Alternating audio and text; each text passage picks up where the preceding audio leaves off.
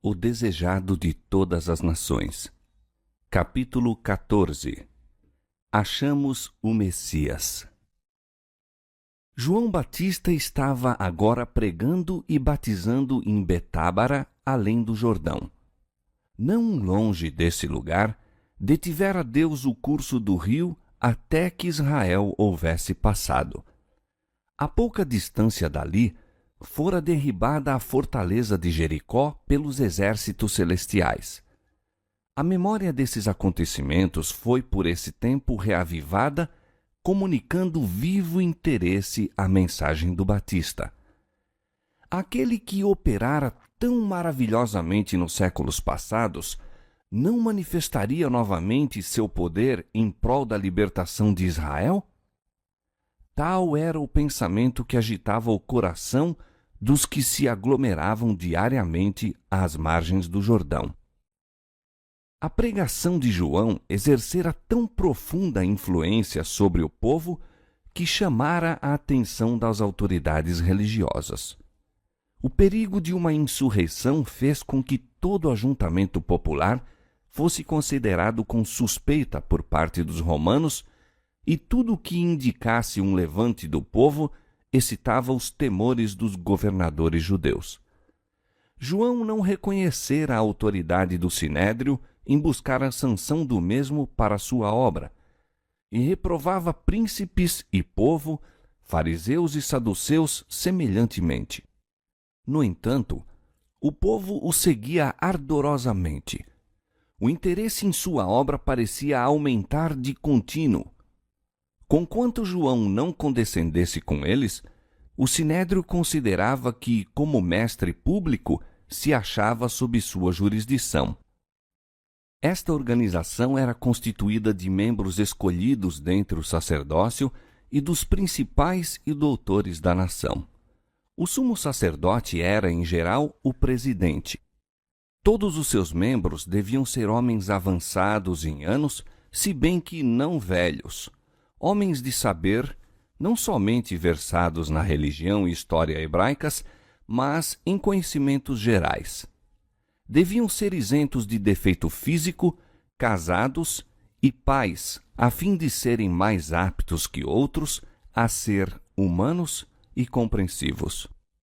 Reuniam-se num aposento ligado ao Templo de Jerusalém.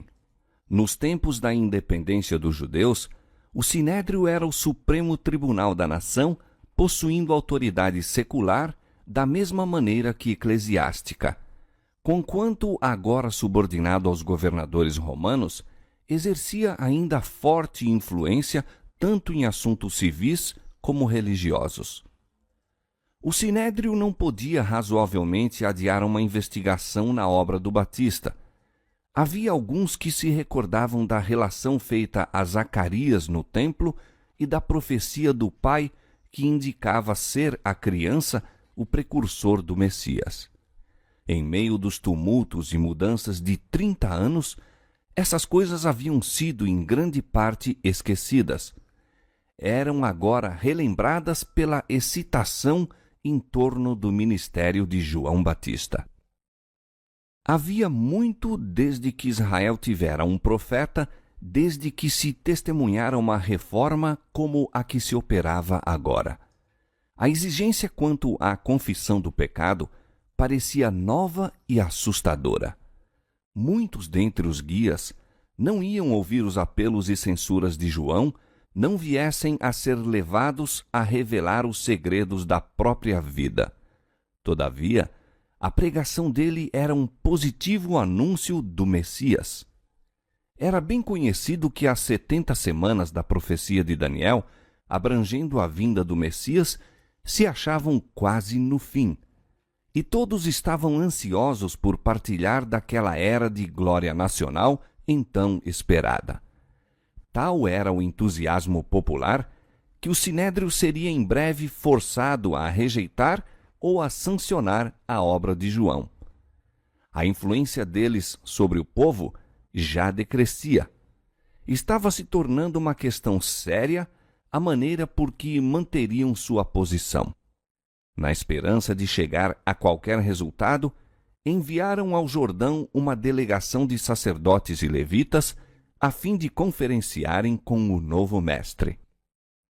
Ao aproximarem-se os delegados, estava reunida uma multidão ouvindo-lhe a palavra. Com ar de autoridade, destinado a impressionar o povo e inspirar a deferência do profeta, chegaram os altivos rabis. Com um movimento de respeito, quase de temor, a multidão abriu passagem. No orgulho da posição e do poder, os grandes homens com ricas vestimentas postaram-se perante o profeta no deserto. Quem és tu? Indagaram. Sabendo o pensamento deles, João respondeu: Eu não sou o Cristo. Então o quê? És tu Elias? Não sou. És tu o profeta? Não. Quem és? Para que demos resposta àqueles que nos enviaram. Que dizes tu de ti mesmo? Eu sou a voz do que clama no deserto. Endireitai o caminho do Senhor, como disse o profeta Isaías. A escritura a que João se referiu é aquela bela profecia de Isaías. Consolai, consolai o meu povo, diz o vosso Deus. Falai benignamente a Jerusalém e bradai-lhe que já a sua malícia é acabada, que a sua iniquidade está expiada. Voz do que clama no deserto, preparai o caminho do Senhor, endireitai no ermo vereda a nosso Deus. Todo vale será exaltado, e todo monte e todo outeiro serão abatidos, e o que está torcido se endireitará, e o que é áspero se aplainará, e a glória do Senhor se manifestará, e toda a carne juntamente verá. Isaías capítulo 40, versos 1 a 5. Antigamente, quando um rei jornadeava pelas partes menos frequentadas de seu domínio, um grupo de homens era enviado à frente do carro real para aplainar os lugares acidentados, encher as depressões, a fim de o rei poder viajar com segurança e sem obstáculos.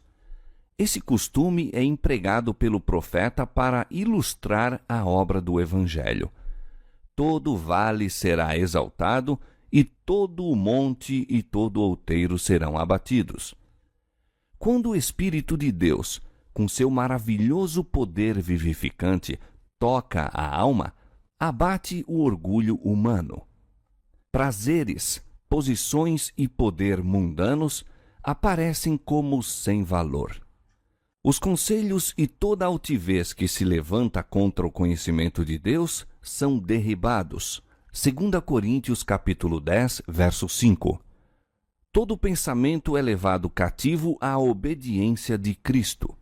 Então, a humildade e o abnegado amor, tão pouco apreciados entre os homens, são exaltados como as únicas coisas de valor. Esta é a obra do Evangelho, do qual a de João era uma parte. Os rabis continuaram suas interrogações. Por que batizais, pois, se tu não és o Cristo, nem Elias, nem o profeta? As palavras "o profeta" referiam-se a Moisés. Os judeus inclinavam-se a crer que Moisés ressuscitaria e seria levado para o céu. Não sabiam que já fora ressuscitado. Quando o Batista começara o ministério, muitos pensaram que talvez fosse o profeta Moisés ressuscitado, pois parecia possuir inteiro conhecimento das profecias e da história de Israel. Acreditava-se também que, antes da vinda do Messias, Elias apareceria pessoalmente. Essa esperança enfrentou João em sua negativa. Suas palavras tinham, porém, mais profundo sentido. Jesus disse posteriormente, referindo-se a João: Se quereis dar crédito, é este o Elias que havia de vir. Mateus 11, 14. João veio no espírito e poder de Elias para fazer uma obra idêntica à daquele profeta. houvessem-no recebido os judeus, e ela teria sido realizada em favor deles, mas não lhe receberam a mensagem. Para eles, João não foi Elias. Não podia realizar em seu benefício a missão que viera cumprir. Muitos dos que se achavam reunidos no Jordão haviam estado presentes quando do batismo de Jesus. O sinal dado, porém, não fora manifesto senão a poucos dentre eles. Durante os precedentes meses do ministério do Batista, muitos se tinham recusado a atender ao chamado ao arrependimento. Haviam assim endurecido o coração e entenebrecido o entendimento. Quando o céu deu testemunho de Jesus no seu batismo, não o perceberam. Os olhos que nunca se haviam volvido com a fé para aquele que é invisível, não contemplaram a revelação da glória de Deus. Os ouvidos que lhe tinham escutado a voz, não ouviram as palavras de testemunho. O mesmo se dá agora. Frequentemente, a presença de Cristo e dos anjos ministradores se manifesta nas assembleias do povo e, no entanto, muitos há que o não sabem. Nada percebem de extraordinário. A alguns, porém, é revelada a presença do Salvador. Paz e alegria lhes animam o coração. São confortados, animados, abençoados.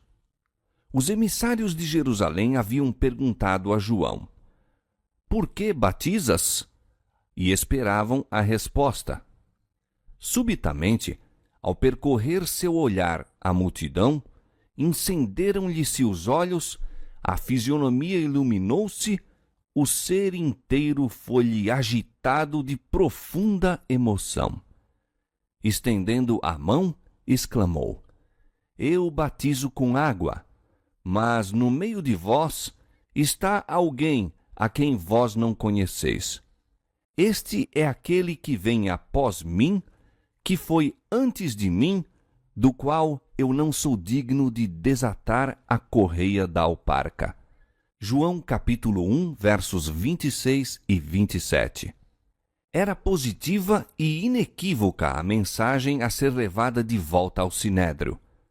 As palavras de João não se podiam aplicar a nenhum outro senão ao longamente prometido.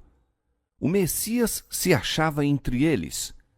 Sacerdotes e principais olharam em torno com assombro, na esperança de descobrir aquele de quem João falara. Ele, porém, não era distinguível entre a multidão. Quando, por ocasião do batismo de Jesus, João o designara como o Cordeiro de Deus, nova luz foi projetada sobre a obra do Messias. O espírito do profeta foi dirigido às palavras de Isaías: "Como um cordeiro foi levado ao matadouro." Isaías 53, 7. Durante as semanas seguintes, João estudou com novo interesse as profecias e os ensinos quanto ao serviço sacrificial. Não distinguira claramente os dois aspectos da obra de Cristo, como vítima sofredora e vitorioso rei, mas viu que sua vinda tinha significação mais profunda do que lhe haviam percebido os sacerdotes ou o povo. Ao ver a Cristo entre a multidão, de volta no deserto, esperou confiantemente que ele desse ao povo um sinal de seu verdadeiro caráter. Aguardava quase com impaciência ouvir o Salvador declarar sua missão. No entanto, nenhuma palavra foi proferida. Não foi dado nenhum sinal. Jesus não respondeu ao anúncio do Batista a seu respeito, mas misturou-se com os discípulos de João, não dando nenhum testemunho visível de sua obra especial, nem tomando nenhuma providência para se fazer notado. No dia seguinte, João viu Jesus, que para ele se dirigia. Com a glória de Deus a repousar sobre ele, João estende a mão, declarando: Eis o Cordeiro de Deus que tira o pecado do mundo. Este é aquele do qual eu disse: após mim vem um varão que foi antes de mim, e eu não o conhecia. Mas para que fosse manifestado a Israel, vim eu, por isso, batizando com água. Vi o Espírito descer do céu como uma pomba e repousar sobre ele. E eu não o conhecia, mas o que me mandou a batizar com água, esse me disse: sobre aquele que vires descer o Espírito e sobre ele repousar, esse é o que batiza com o Espírito Santo. E eu vi e tenho testificado que este é o Filho de Deus. Era esse o Cristo? Com respeito e curiosidade, olhou o povo, aquele de quem se acabava de declarar ser o Filho de Deus. Haviam sido profundamente comovidos pelas palavras de João. Ele lhes falara em nome de Deus. Tinham-no escutado dia a dia, ao reprovar-lhes os pecados, e de dia para dia neles se fortalecera a convicção de ser ele enviado pelo céu. Mas quem era esse, maior que João Batista? Não havia em seu trajar coisa alguma que indicasse posição. Era, na aparência, um personagem simples, vestido como eles, nos humildes trajes dos pobres. Havia entre a multidão alguns que, por ocasião do batismo de Cristo, tinham testificado a glória divina e ouvido a voz de Deus. Desde então, porém, mudara grandemente a aparência do Salvador. Em seu batismo, tinham-lhe visto o semblante transfigurado à luz do céu. Agora, pálido, esgotado, esmagrecido, ninguém o reconhecera, senão o profeta João. Ao olhar o povo para ele, no entanto, viram uma fisionomia em que se irmanavam a divina compaixão e o poder consciente. Toda a expressão do olhar, todo o traço do semblante assinalava-se pela humildade e exprimia indizível amor. Parecia circundado numa atmosfera de influência espiritual. Ao passo que suas maneiras eram suaves e despretensiosas, imprimia nos homens um sentimento de poder que, embora oculto, não podia inteiramente velar. Era esse aquele por quem Israel tão longamente esperava? Jesus veio em pobreza e humildade para que pudesse ser nosso exemplo, ao mesmo tempo que nosso Redentor. Houvesse aparecido com pompa real, e como poderia ter ensinado a humildade? Como poderia haver apresentado tão incisivas verdades como as do Sermão da Montanha? Onde estaria a esperança dos humildes da vida, houvesse Jesus vindo habitar como rei entre os homens? Para a multidão, no entanto, parecia impossível que aquele que era designado por João se pudesse relacionar com suas elevadas antecipações. Assim, muitos ficaram decepcionados e grandemente perplexos. As palavras que os sacerdotes e rabis tanto desejavam ouvir, de que Jesus havia de restaurar então o reino a Israel, não foram proferidas. Por um rei assim, haviam eles esperado ansiosamente. Tal rei estavam prontos a receber. Mas um que buscasse estabelecer-lhes no coração um reino de justiça e paz, não aceitariam.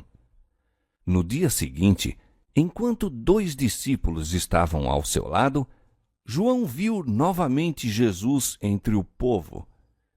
O rosto do profeta iluminou-se outra vez com a glória do invisível ao exclamar: Eis aqui o Cordeiro de Deus. Estas palavras fizeram pulsar o coração dos discípulos. Não as compreenderam plenamente. Que significaria o nome que João lhe dera, o Cordeiro de Deus? O próprio João não as explicara. Deixando João, foram em busca de Jesus. Um deles era André, o irmão de Simão. O outro, João Evangelista. Foram estes os primeiros discípulos de Jesus. Movidos de irresistível impulso, seguiram a Jesus, ansiosos de falar-lhe, todavia respeitosos e em silêncio, abismados na assombrosa significação da ideia. É esse o Messias? Jesus sabia que os discípulos o estavam seguindo. Eram as primícias de seu ministério e o coração do Divino Mestre alegrou-se ao corresponderem essas almas à sua graça. No entanto, voltando-se, perguntou apenas: Que buscais? Queria deixá-los em liberdade de voltar atrás ou de falar de seus desejos. De um único desígnio tinham eles consciência. Uma só era a presença que lhes enchia o pensamento. Exclamaram: Rabi, onde moras? Numa breve entrevista à beira do caminho, não podiam receber aquilo por que ansiavam. Desejavam estar a sós com Jesus, sentar-se-lhe aos pés e ouvir-lhe as palavras. Ele lhes disse: Vinde e vede. Foram e viram onde morava e ficaram com ele aquele dia. Houvessem João e André possuído o incrédulo espírito dos sacerdotes e principais, e não se teriam encontrado como discípulos aos pés de Jesus. Teriam deles se abeirado como críticos para lhes julgar as palavras. Muitos cerram assim a porta às mais preciosas oportunidades. Assim não fizeram esses primeiros discípulos. Haviam entendido ao chamado do Espírito Santo na pregação de João Batista. Então, reconheceram a voz do Mestre Celestial. As palavras de Jesus foram para eles cheias de novidade, verdade e beleza. Divina luz foi projetada sobre o ensino das Escrituras do Velho Testamento. Os complexos temas da verdade apareceram sob nova luz. É contrição e fé e amor que habilitam a alma a receber sabedoria do céu. Fé que opera por amor é a chave do conhecimento e todo o que ama conhece a Deus. João 4:7. André buscou comunicar o júbilo que lhe enchia o coração. Indo à procura de Simão, seu irmão, exclamou: Achamos o Messias! Simão não esperou o segundo convite. Também ele ouvira a pregação de João Batista e apressou-se em ir ter com o Salvador. Os olhos de Jesus pousaram nele, lendo-lhe o caráter e a história. Sua natureza impulsiva, o coração amorável e compassivo, a ambição e confiança próprias, a história de sua queda e arrependimento, seus labores e a morte de mártir. O Salvador leu tudo e disse: Tu és Simão, filho de Jonas. Tu serás chamado Cefas, quer dizer Pedro. No dia seguinte quis Jesus ir a Galiléia e achou a Filipe e disse-lhe: Segue-me. Filipe obedeceu à ordem, tornando-se também, desde logo, obreiro de Cristo. Filipe chamou a Natanael. Este se encontrava entre a multidão quando o Batista designara Jesus como Cordeiro de Deus. Ao olhar Natanael para Jesus, ficou decepcionado. Poderia esse homem que apresentava os vestígios da labuta e da pobreza ser o Messias? Entretanto, não se podia decidir a rejeitar a Jesus, pois a mensagem do Batista lhe infundira convicção. Ao tempo em que Filipe o chamou, Natanael se havia retirado para um bosque sossegado a fim de meditar sobre o anúncio de João e as profecias concernentes ao Messias. Orou para que, se aquele que João anunciara fosse o libertador, isso lhe fosse dado a conhecer, e o Espírito Santo repousou sobre ele com a certeza de que Deus visitara seu povo, levantando-lhes um poder salvador. Filipe sabia que seu amigo estava examinando as profecias e, enquanto Natanael orava sob uma figueira, descobriu-lhe o retiro. Muitas vezes haviam orado juntos nesse isolado lugar, ocultos pela folhagem. A mensagem: havemos achado aquele de quem Moisés escreveu na lei e os profetas, pareceu a Natanael uma resposta direta à sua oração. Mas Filipe tinha ainda fé vacilante. Acrescentou duvidoso: Jesus de Nazaré, filho de José. Novamente surgiu o preconceito no coração de Natanael. Exclamou: pode vir alguma coisa boa de Nazaré? Filipe não entrou em discussão. Disse: vem e vê. Jesus viu Natanael vir com ele e disse dele: eis aqui um verdadeiro israelita em quem não há dolo. Surpreendido, exclamou Natanael: de onde me conheces tu? Jesus respondeu e disse: antes que Filipe te chamasse, te vi eu, estando tu debaixo da figueira. Foi suficiente. O Divino Espírito que dera testemunho a Natanael em sua solitária oração sob a figueira, falou-lhe agora nas palavras de Jesus. Conquanto em dúvida e de algum modo cedendo ao preconceito, Natanael fora ter com Cristo, possuído do sincero anelo de conhecer a verdade, e agora seu desejo foi satisfeito. Sua fé foi além da daquele que o levara a Jesus. Respondeu: Rabi, tu és o Filho de Deus, tu és o Rei de Israel. Se Natanael houvesse confiado na direção dos rabis, nunca haveria encontrado a Jesus. Foi vendo e julgando por si mesmo que se tornou seu discípulo. Assim acontece no caso de muitos hoje em dia, a quem o preconceito impede de aceitar o bem. Quão diverso seria o resultado viessem eles e vissem.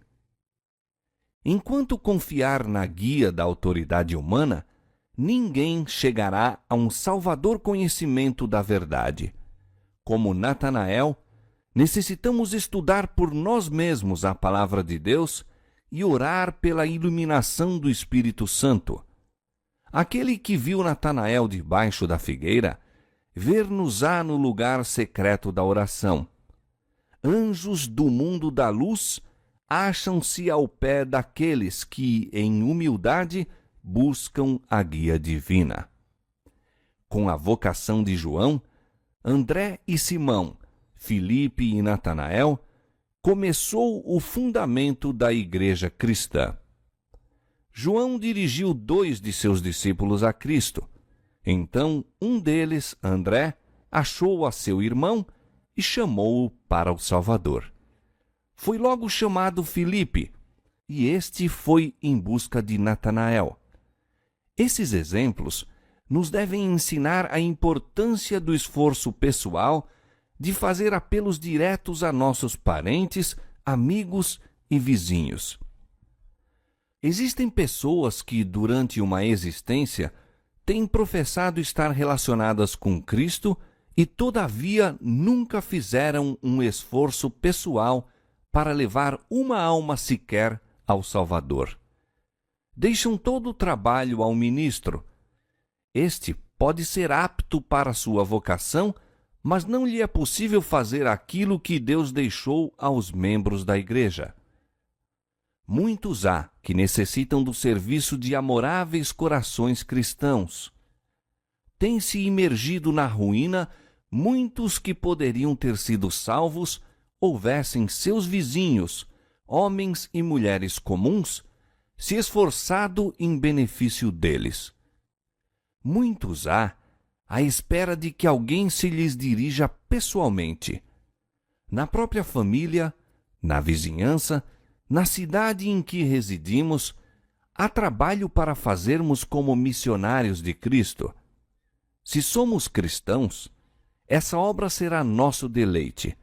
Mal está uma pessoa convertida, nasce dentro dela o desejo de tornar conhecido a outros que precioso amigo encontrou em Jesus. A salvadora e santificadora verdade não lhe pode ficar fechada no coração.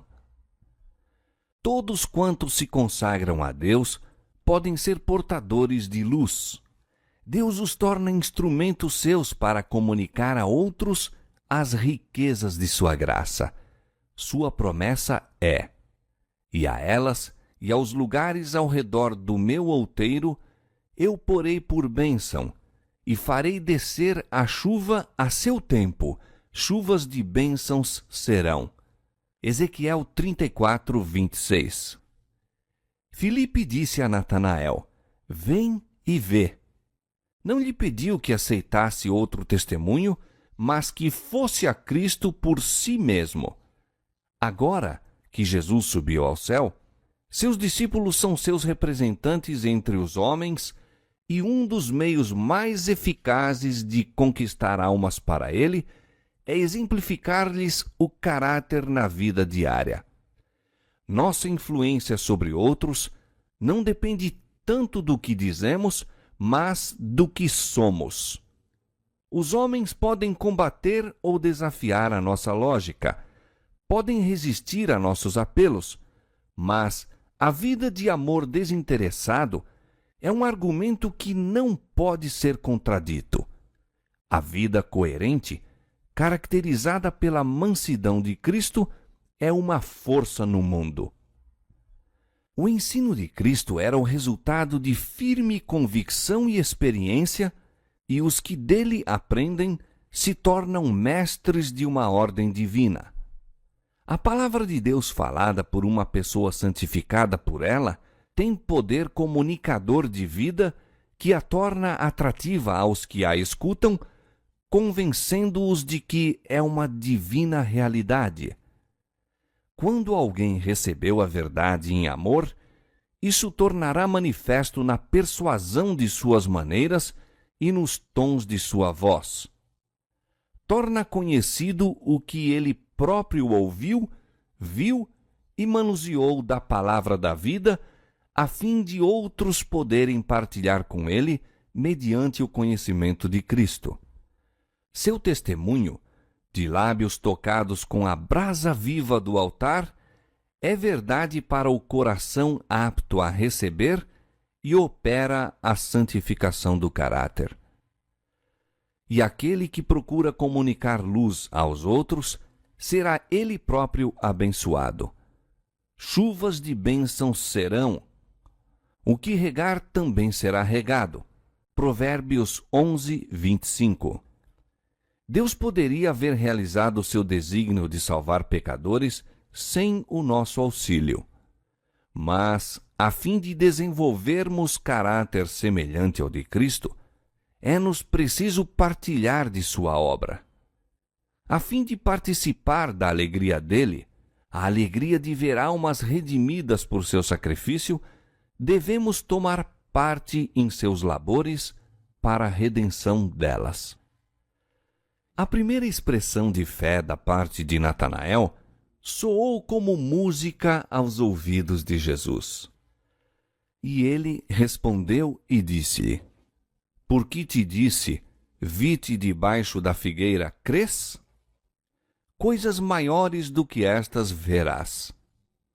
O Salvador antecipava com alegria sua obra de pregar boas novas aos mansos, restaurar os contritos de coração e proclamar liberdade aos cativos de Satanás. Ao pensamento das preciosas bênçãos que trouxera aos homens, Jesus acrescentou: na verdade vos digo que daqui em diante vereis o céu aberto e os anjos de Deus subindo e descendo sobre o Filho do Homem. Com isso, Cristo virtualmente diz: nas margens do Jordão os céus se abriram e o Espírito desceu como pomba sobre mim. Aquela cena não era senão um testemunho de que eu sou o Filho de Deus. Se crerdes em mim como tal, vossa fé será vivificada. Vereis que os céus se acham abertos e nunca se hão de fechar. Eu os abri a vós. Os anjos de Deus estão subindo, levando as orações dos necessitados e aflitos ao Pai em cima, e descendo trazendo bênçãos e esperança, ânimo, auxílio e vida aos filhos dos homens. Os anjos de Deus estão sempre indo da terra ao céu e do céu à terra. Os milagres de Cristo pelos aflitos e sofredores foram operados pelo poder de Deus através do ministério dos anjos.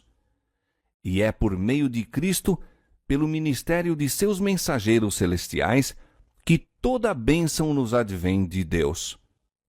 Tomando sobre si a humanidade, nosso Salvador une seus interesses aos dos caídos, filhos de Adão, ao passo que, mediante sua divindade, lança a mão do trono de Deus.